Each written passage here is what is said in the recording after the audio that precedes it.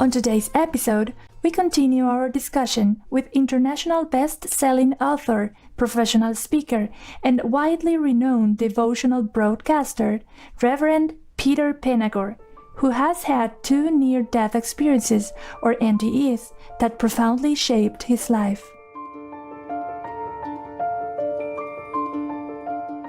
Peter explains that his NDEs greatly intensified his desire to turn inward. Since his first NDE, he has devoted time each day to meditation and prayer.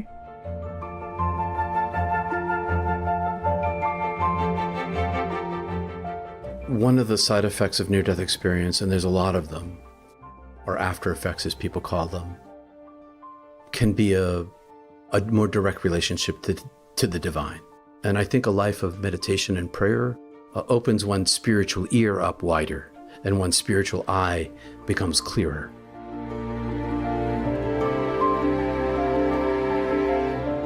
Reverend Vinegar has practiced meditation for more than 40 years. A few years ago, he had a remarkable inner experience. One evening, when he returned home after hosting a late-night broadcast program, he tried to rest. However, he found himself unable to sleep, so he decided to meditate instead. I decided to meditate, and as soon as I began my chant, I was plucked out of myself and carried, how do I describe this? It's like it wasn't my soul self. It was more like a combination of soul and spirit. People talk about their astral body. It was more like an astral body thing, but not as defined. And so I was plucked and pulled outside myself and brought into an ocean of sound. Some people call it the choir of angels or the cosmic music, but it was the most beautiful, complex sound of frequencies that pervaded the existence of all of the space that I was in. And it seemed like it was above the material world, but it penetrated into the material world. But I was in some sort of heaven, and I was also an individuated sphere of this very same sound of cosmic love frequency, the most beautiful music. And I was being raised up through this ocean, maybe carried by my angel, and I was raised rapidly up through this ocean of the divine self, of sound, of music. All things are made of this frequency. And as I got to the very top of it, I approached the very edge of light itself. And as I got to the light, my mind became active again, and I was plummeted out, back into my body. And over the next 3 hours, I would pulse between this world and that world. And when I would close my eyes, I would be raptured out of myself and brought into the divine healing frequency of beauty and love and fullness of being. And in between, when I was back in my body, I was lying on the sofa. I remember hearing the kids working on their homework in the other room, and I closed my eyes and I'm out of myself, and I open my eyes again and my wife is standing there, and I close my eyes and I'm out of myself. And so I'm pulsing back and forth between these two worlds, and each time I don't go as far as I did before. And I opened my eyes and it was over, and I began to feel back in my body again. Only once again I was feeling the stress of being not my soul self, being contained inside this physical thing that I didn't understand anymore. And I didn't remember who Peter was. I just knew that I was this frequency, I was this love, I was this sound, I was this music, and I was not this thing.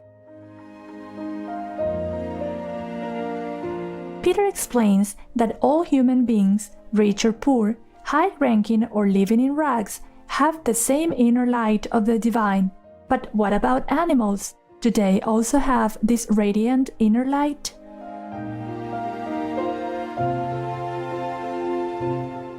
I see the light inside all sentient beings. The difference with human beings is that the personas that we live within create the illusion of value. This person's more valuable than that person. The homeless person is less valuable than the CEO. That's just not true. It's not true because they're all divinely loved by God in an equal way. Everyone is particularly loved and beloved in an egalitarian way. And I see animals the same way. I look in their eyes and I see the light. And I don't see a difference between the light inside my dog's eyes or the light inside a human's eyes. It's still the same radiant light. Animals are divine beings made of light, just like human beings are.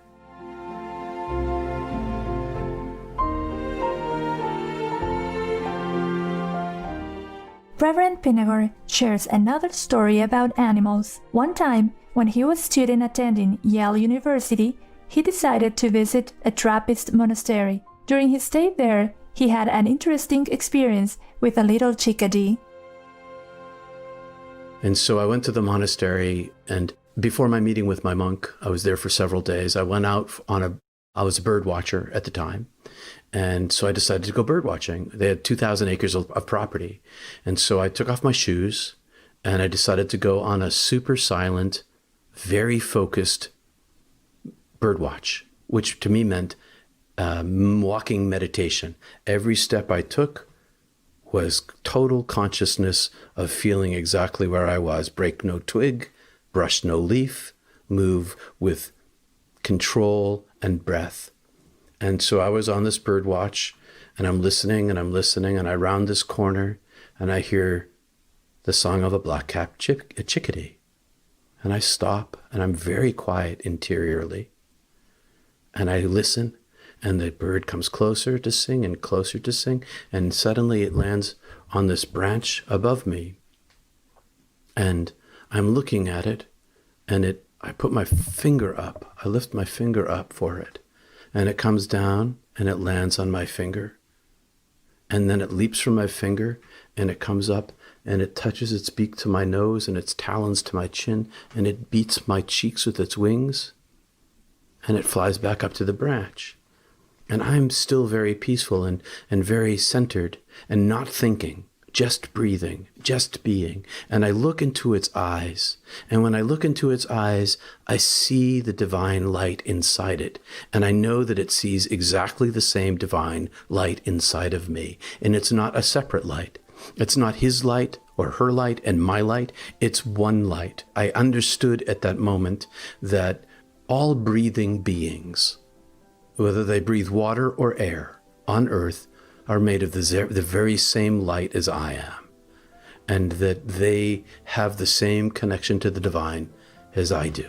And the truth is that animals are divine as well as human beings. The fish and the birds and the deer in the woods, even the fisher cat and the skunk, they're all made of divine light, just like me, just like you. I feel the radiance from them, and I feel it from trees. I feel it from flowers. I feel it's everywhere all the time. Everything is made of this. Every molecule, everything is made of light. Everything is made of love. Living beings, plants and animals. And so when I encounter an animal, a cow or a horse or a dog, or I can just feel the divine self inside them.